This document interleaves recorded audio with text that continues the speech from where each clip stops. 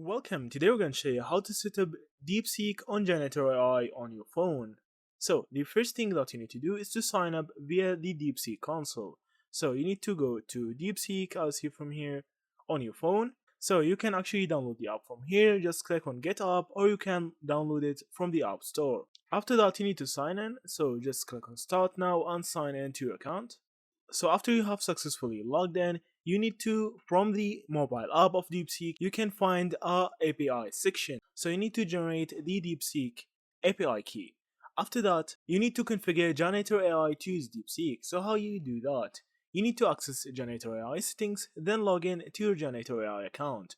Go to settings section, and then navigate to API settings. Now you need to select custom proxy. So choose the option to use a custom proxy or API.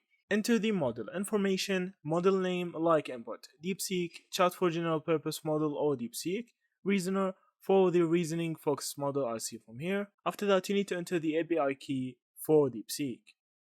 I'll see from here, so you'll be prompted to enter the API key. Now we need to save these things and verify and test the integration and if it works or not.